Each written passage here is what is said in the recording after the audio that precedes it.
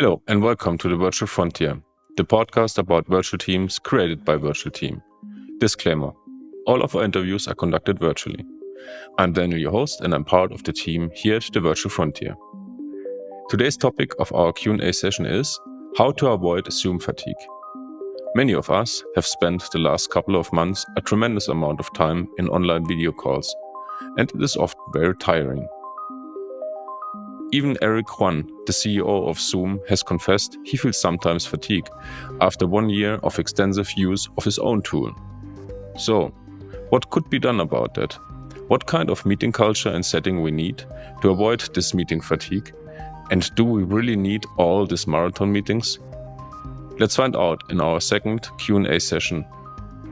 If you like the show, subscribe on YouTube, review it on Apple Podcast, follow us on Spotify, Stitcher, Amazon Music, or any other platform you like for podcasting. All the links you can find below in the description. So without further ado, let's dive into the second CEO Q&A session at the Virtual Frontier. Enjoy the conversation. Hello, Manuel. Thank you very much for joining us today to our second Q&A round here on the Virtual Frontier. I'm very happy to have you again.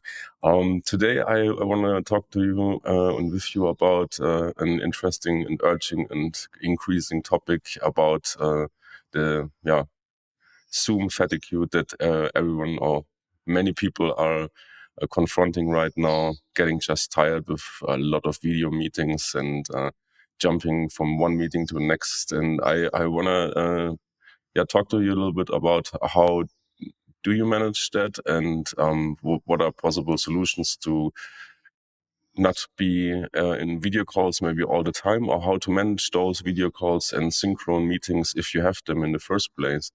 So first question, how many hours did you spend last week in video meetings, Manuel? Yeah, hi, good to have you here. Excited about this topic because I see that many people are concerned about increasing communication time and exhausting video calls. How much time did I spend last week in video calls? I would say 2 hours per day. So in total, 10 hours. Yeah. Okay.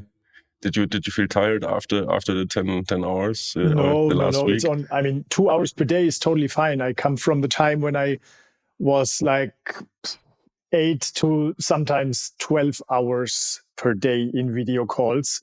I'm absolutely happy and grateful that I only spend 2 hours per day in video calls, so that doesn't make me tired. But if I had to spend more, yeah, definitely I would sit at the dinner desk and my ears and cheeks become red. My wife will ask me, "Oh, Manuel, what did you do today?" And I typically have to say, "I have no idea. I just spent my whole time in video calls." I'm happy that it's not like this anymore. I will ask you later on how did you manage to reduce this such drastically, just talking about the amount of hours per day or per week. When we have like those meetings, and I think this is already like a key to reducing this amount of hours that you spend per day in video meetings.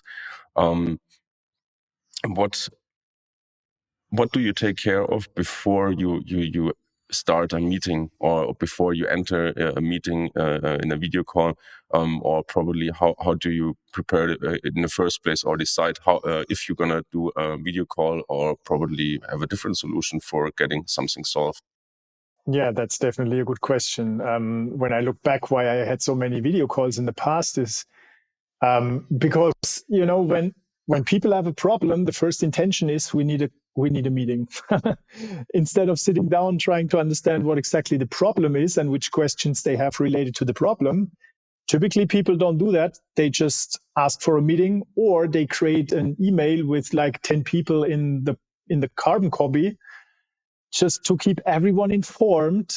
But that just creates noise. That creates stress, that creates more communication load. And if you look at most meetings, the result of a meeting is just another meeting, because still things are not clear. So what I take care of when I join a meeting is that first I can really contribute something, some value to this meeting. To understand if I can do that, I need an agenda. If I don't have an agenda, I decline the meeting. And the agenda should be in a way that there are questions in the agenda, because that's why we need a meeting. If somebody just writes in my calendar invitation, we need to talk about whatever, I don't do that, because talking might be an intention in order to connect on a human level to people. Then we can talk. If you want to meet me, let's do that in the evening, drink a beer, socialize, just talk. That's totally fine. But just having a meeting in order to talk about something, that's the wrong intention. You want to have a meeting with a clear purpose to solve a specific problem or to get specific questions answered. And in order to have this purpose, you need to prepare your questions. And then the good thing is, and that's how, to make this bridge, how I reduced my meetings, is when somebody writes the questions in the agenda, I can simply answer these questions. Either I send a video message or a voice message, or I send the answer in Slack. This type of structured communication combined with asynchronous communication that is supported by technology makes the whole meeting culture much more efficient. And the good thing is that people get their answers faster. So having a good preparation before a meeting is crucial for me to join. And if it's just a status meeting where people report their status, you can do this with an asynchronous check-in, simply providing either, can be a Google form, can be a Microsoft form, any kind of form, where you simply ask for the KPIs and the facts that matter. And then you can decide if you still want to have a meeting and have a conversation around these facts. What happens in most meetings is that people come totally unprepared, and that's a waste of time. Yeah, quite the worst. And I can remember that from our own past, like a couple of years ago, it was the same. Like I want to have a meeting with you. I just booked a meeting in my calendar and requested it with you, and probably you would say yes if that was free time for you. And what has changed over the time, I can see that right now, if I really want a meeting with you, I sit down and the first thing about the agenda, writing down the questions, and probably before I go to the meeting, I have already answered my own questions before that, yeah, because I had taken the time to get a clarity about what I want to talk with you about, and probably I don't need to, or we just mentioned by you, we do it asynchron by answering those questions quickly in a Slack channel or wherever it is suited, right? Exactly. And just imagine which effect this has on an entire organization, because it's what you experience is reality. If you sit down and really try to get clarity about what is your question, your brain starts find an answer. And very often you get the answer immediately when you write down your question. And that can reduce so many meetings if you simply force people to first think about their questions they have. And if they can't find a solution, totally okay to have a meeting. But it's not okay to have a meeting because you are too lazy to think about what's your problem. That's not respectful for my time. Yeah. I think this is the key word, like having respect for the time for each other, right? And when you meet, getting things done the right way, and not just sitting around in the same meeting room or in the same Zoom room and discussing about topic XY. Yeah, completely agree with that. How do you set your own limits when it comes to the length of a meeting or the duration of a meeting? As probably most or often you can find meetings that are 2 hours, 2.5 hours, marathon meetings where people are in the same room. But how do you manage that with your own meetings and schedules? I mean, I think it was 2 months ago. And I mean, you are also part of a big virtual team we have with over 130 or 150 freelancers in 67 countries. And 3 or 4 months ago, it was I had a meeting that took actually over 4 hours, but it was not related to work. It was just to come together, and then people started all of a sudden to like drink beer together, etc. I mean, that was a virtual party, right? That was a meeting that took, I think, 4.5 hours. But business meetings, I try maximum an hour. I never join a meeting that is longer than an hour. I get invitations for meetings that are 3 hours. And even worse, 3 hours with 6 people. What that shows is that nobody really takes ownership over the topic. Because if one person takes ownership of the topic, this person can prepare something. This person can start to make suggestions and work on the topic, and then get specifically to people that should provide input and contribute to the topic, and then have just a 30-minute meeting so that everyone can see it and present it to everyone and they can get live feedback. But if 8 people are in a meeting for 2 hours, that just means nobody takes ownership and it will just be a blah, blah, blah meeting without an outcome. So yeah, prepared meetings, then have one person taking ownership over the subject, asking people that should contribute specific questions, and then have like a 30 to maximum 60-minute meeting just to finalize things. And I totally agree that when you have complex things where you need different experts with different expertise to contribute from different angles to a solution, then it's easier to do this in a live conversation because it's simply faster. But that doesn't mean that for any kind of work you need a live meeting, and for any kind of problem you need a live meeting. That's definitely not necessary. Yeah, and probably if you have those kind of complex issues that you need to talk in live, could be a solution that you split up those meetings in smaller pieces, and you don't have those marathon meetings with dozens of people in one room and not really an outcome. I think even in the in the real physical world meetings, if you have like those meetings when 20 people are in one room, it's not that everyone is working in that at that time really efficient and getting things done. It's more like, yeah, I'm there and I'm watching what's happening. But this brings me also to my next questions. What kind of meetings you should attend, and probably when it's time to leave a meeting. Yeah, so I just have like a comment from Elon Musk in mind, that he says when there's a meeting he is in and he doesn't see any value, he just leaves the meeting. I don't know how it's handled technically, but that's where I want to go. Yeah, that makes total sense. So which meetings I join, I already said. If I see the questions, the agenda, and I feel I can contribute to it, I'm happy to join it. If I see a meeting where 8 people are invited and there is no agenda, I won't join it. But how long I would stay in the meeting, I definitely, after 15 minutes, I ask if somebody needs me, if I never contributed anything, and then I leave. I mean, it's even possible that you record the meeting so I can rewatch it later if it's online. But most meetings, what matters is just the outcome. So I think that not so many people need to join the meeting if those that really have to join the meeting work towards a specific outcome that can be handed over to other people that need this outcome. But that doesn't mean that everyone needs to participate in the meeting. It's just about structured and precise communication instead of long blah, blah, blah without any intention to create a solution for something. Yeah.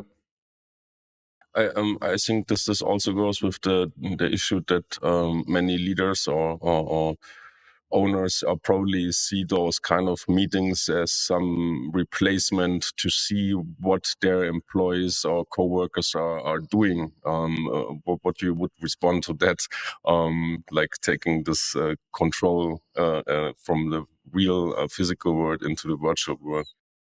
Yeah, that's something I never really thought about, but I heard it quite often. And I absolutely agree, because when everyone was working in an office, the typical management by walking around was the style that most leaders applied, just checking, okay, person is sitting on the desk, typing into the computer, must be productive. But that's bullshit. I mean, it doesn't mean that if somebody's sitting in front of a computer typing something, that this person is doing the work. And neither does it mean it's effective or efficient. So that's clearly not an indicator. You should measure progress and efficiency by outcomes, okay, by the results the person creates. But I agree, yes, that most managers are used to control their stuff by management by walking around. I think they have a feeling of lack of control when they started working remotely, and that's why they were involved in many video calls. So yeah, that could be an intention to control what people are doing and to satisfy the need for control, because a loss of control is a really bad feeling, especially for managers if you are responsible and accountable for a team.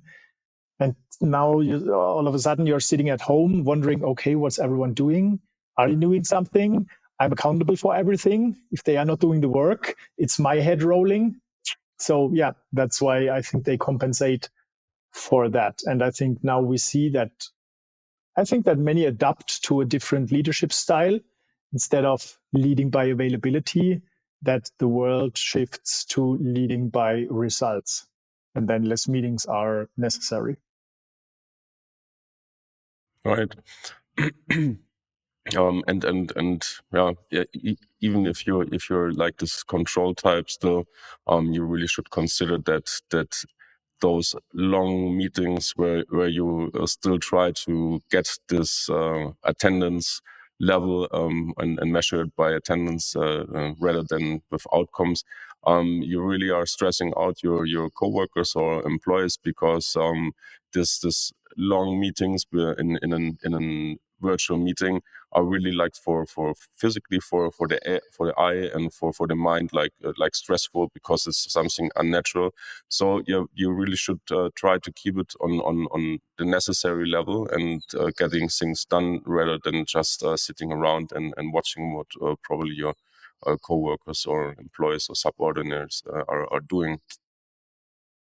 Yeah, I mean, there is even a very interesting insight that the amount of meetings give you, because you can see the amount of meetings as an indicator for how much clarity is missing in your organization and how inefficient everything works.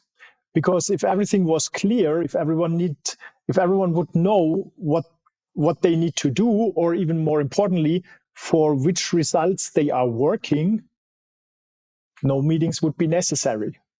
So if you are sitting in meetings 8 hours per day, I think it's a better invest to not attend a meeting, but analyze where all this clarity is left on the road, where people miss this clarity, and what you can do to provide more clarity. And typically it comes down to, first important thing is get clear role description, so that people know, based on the outcomes they should work for, based on their accountability and responsibilities, and then provide clarity of the role. This is an important part of leadership. That's the core of your leadership system, that clear roles exist and that every role is aligned with the purpose of the team, which is aligned with the purpose of the business. Once you provide this clarity, I think the whole organization can work more efficiently, and most importantly, the entire team and individual team members can work much more independent, self-determined, and that is the start to build self-managing teams. But without clarity, there are no self-managing teams. You always need a manager that tells other people in the business what they should do, and that's most stressful for the manager, because without the manager telling people what to do, nobody does anything. I think meetings are a good mirror of how efficient your organization works and where you can improve the efficiency with more clarity. Yeah, completely agree with that. I think we covered that topic for today quite good. Some very interesting insights, Manuel, about how we can be on organize better our online meeting structures and getting more out of those meetings when we meet in person or in the virtual environment. Thank you very much for taking the time, and I see you next week with new topic and new questions. Yeah, thank you very much. See you next time. Take care and have less meetings. Cool. I want to thank Manuel for joining us today on this Q&A session and sharing his insights on this very present topic. I got some new ideas about how to avoid meeting fatigue, what are the reasons that can cause such fatigue in online meetings, and possible ways out of it. I really hope you could get also some new perspectives. If you want to learn more about how to scale with your business at any time and make work better, visit flashup.io/start to get free access to the Virtual Business Builder training. Learn in this free training how you can build, grow, and scale your business with virtual teams and global freelancers. You can subscribe to the Virtual Frontier on Apple Podcasts, Google Play, Stitcher, Spotify, YouTube, or wherever podcasts can be found. And while you're there, you can leave us a review. Please support us on Patreon so we can keep improving the show and your experience. On behalf of the team here at the Virtual Frontier, I want to thank you for listening. So until next episode, keep exploring new frontiers.